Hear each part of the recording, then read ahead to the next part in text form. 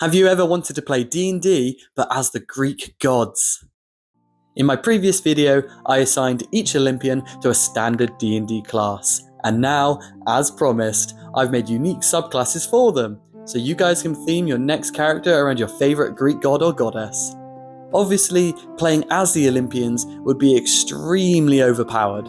They are literal gods, so instead, these subclasses are long-lost descendants, whether that be via reproduction, adoption, or creating life through divine thoughts. Here's an overview of all the subclasses and their unique abilities. If you enjoy this and want the full guide for your next adventure, it's currently free to download. Check the link in the description. Oh, and please let me know what you guys think in the comments. Well, who do we start with? Ares, the god of war. In my list, I chose Ares as my fighter, so I created the brutal warfare subclass, as he's often associated with all the distasteful and chaotic aspects of warfare. Inspired by Battlemaster maneuvers, at level 3, a descendant of Ares learns dirty tactics. These can be used after an attack to gain an upper hand in combat. Some of these include Dust Throw, attempt to blind the enemy, Low Sweep, attempt to knock the enemy prone, and Menacing Glare, attempting to frighten the enemy. As they level up through the subclass, they continue to gain new dirty tactics, giving them lots of versatility. At level 7, they learn evasive moves, allowing them to use a bonus action to disengage or dodge. At level 10, they learn to follow through with their weapon attacks. If they defeat an enemy with their attack, they can attack again.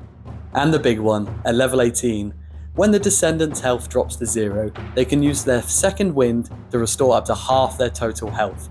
They just love to cheat death. The Fates will not be happy. Now who's up next? Artemis, the goddess of the hunt and wilderness. In my list, she is a ranger. Descendants of Artemis have a strong connection to the environment and wildlife of the world as part of the Wilderness Conclave. Starting at level 3, they will have access to certain spells depending on what environment they are in. For example, Arctic, Ice Knife, Desert, Burning Hands, Forest, Entangle, and the list goes on. As they grow in their connection with Artemis, their knowledge of the environments improves and they gain resistance to damage types depending on what environment they are in. And at level 15, their ties to the environment are so strong that their attacks deal extra damage depending on the environment they're in. That's the wilderness, but what about the hunt? At level 3, a descendant of Artemis has a bond with the wild that allows them to call a friendly hound to aid them. This is similar to Primal Companion within the Beastmaster subclass, but with the descendant's ties to Artemis, this beast is always one of Artemis's hounds. But let's not forget about her iconic silver bow. At level 11, a descendant of Artemis can empower their bow with healing. They can choose to reduce their damage to a creature by half in order to heal an ally for that amount. I'm not usually a ranger fan, but this subclass is one of my favourites and I can't wait to get to play it. Who's it going to be next? Hermes, the messenger god of travel, trade and thieves. Hermes is my rogue. As a messenger archetype, a descendant of Hermes uses his wit and speed to annoy their enemies. Or friends, to be honest. At level 3, they'll have increased movement speed that improves as they level up. Very similar to the monk's unarmoured movement, but with no restriction of armour. Also at level 3, Hermes' cunning tongue comes out. They can use a bonus action to make a quip, attempting to distract the target and ruin their next attack. Words hurt, guys. Be careful out there. At level 9, when they dash, they expel an incredible force. This attempts to knock all those close to the descendant prone. At level 13, a descendant of Hermes sprouts wings from their feet and is able to use their movement speed as flying speed instead. And at level 17, they can use their increased movement to empower themselves. If they move before they attack, they deal more damage to their foes. They'll be delivering messages and final blows. Oh, that rhymes. Just wanted to quickly say I have made unique character sheets for each of these gods. There's a link in the bio if you want to stay on theme for your next campaign. Now, let's get back to the list. Demeter, the goddess of the harvest and my druid. Demeter has a strong connection to the agriculture and fertility of the earth. As the circle of harvest, she gives her descendants the skills to produce bountiful fruit to aid themselves and their allies. At level 3, a descendant of Demeter can produce wondrous fruit. When eaten, they provide marvellous effects. These include Apples gain advantage on their next roll.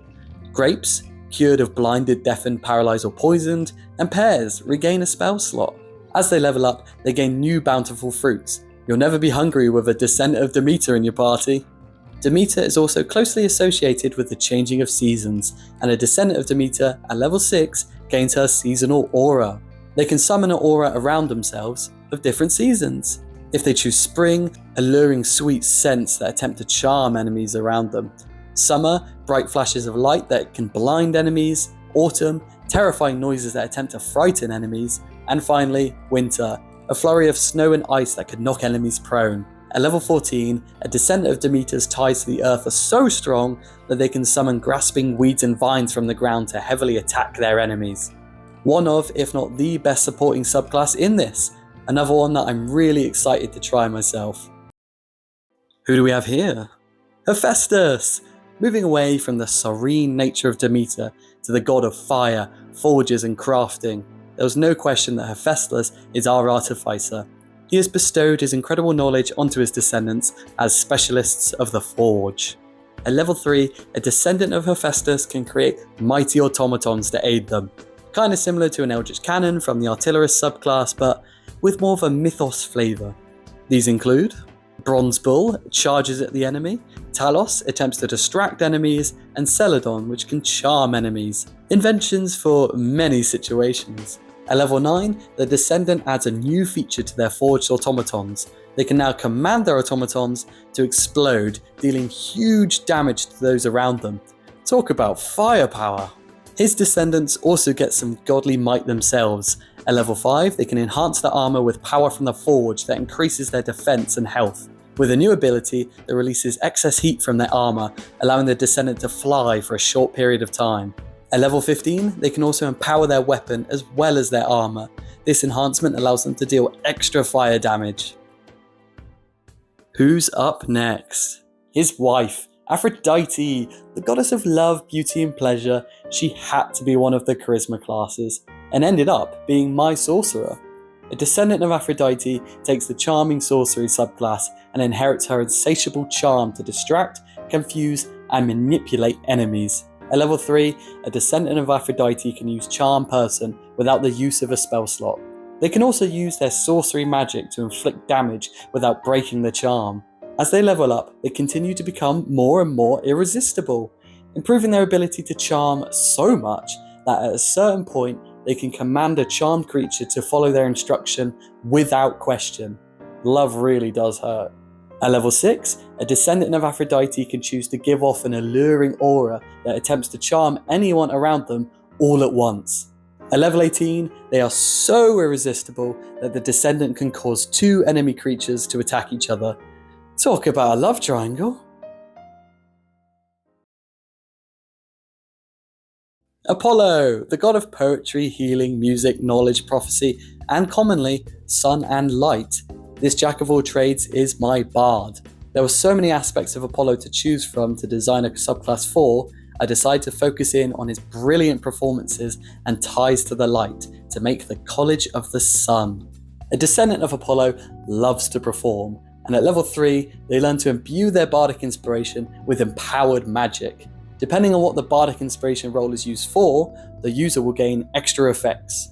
If they use it for an ability check, they gain medicinal healing that restores some health. For an attack roll, a bright light appears around the user, attempting to blind a nearby enemy. For a saving throw, the user is immediately cured of blinded, deafened, or poisoned conditions. At level 6, the descendant's connection to the light glows brighter. They're able to shoot a bolt of radiating light towards enemies, similar to a monk's radiant sunbolt from the Way of the Sun Soul subclass. Oh, try saying that a few times. And at level 14, one of my favourite abilities across all the subclasses. A descendant of Apollo gains Supernova. When they are reduced to 0 health, they erupt in radiant light that blinds all enemies and heals all allies caught in the area. The descendant returns to 1 health as they are reborn. Now that's what I call a bright performance. So that's over halfway through. Inspired by these subclasses, I'm also working on a campaign that transports adventurers into epic Greek myths. The starting adventure will be out very soon, called The First of Heracles Trials, so please subscribe if you want to play that, or for more D&D and Greek mythology content. Now, back to the video. Dionysus, the god of pleasure, theatre, and wine, but also the god of madness, which puts him as my barbarian with this insatiable frenzy on the path of the party animal. At level 3, instead of anger, his descendants' rage manifests as potent drunk auras that emanate around them, similar to Storm Aura from the Path of the Storm Herald subclass. The descendants can choose from an array of potent auras such as Hangover weakens all enemies, Beer Jacket increases health to allies, and Splitting Headache, it deals damage to enemies.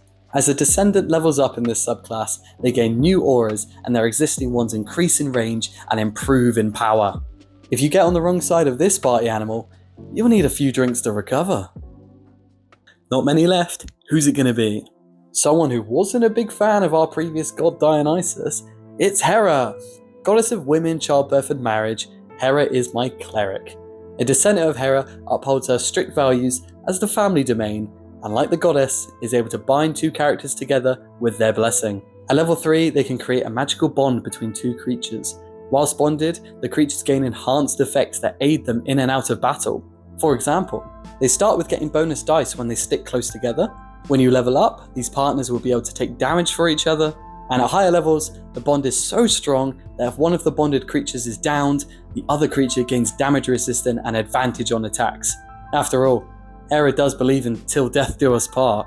Some big names still left, and it's Hades! The god of the underworld and ruler over the dead, Hades fell into the warlock class.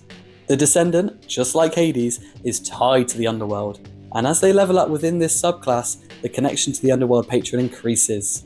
At level 3, the descendant of Hades is resistant to necrotic and poison, and can telepathically communicate with undead creatures.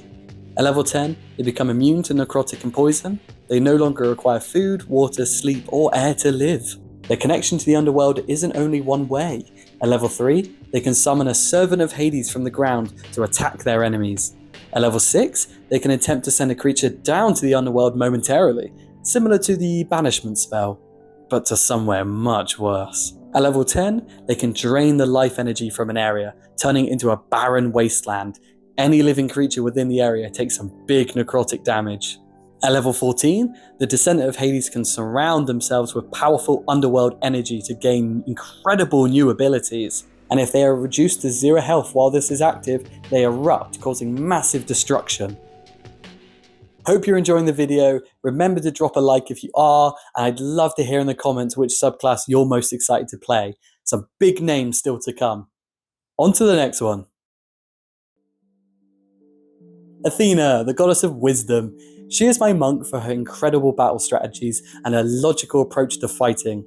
A descendant of Athena always knows the best move to get one over their opponents in battle, as they follow the way of battle tactics. At level 3, the descendant can expend focus points to adopt new battle tactics.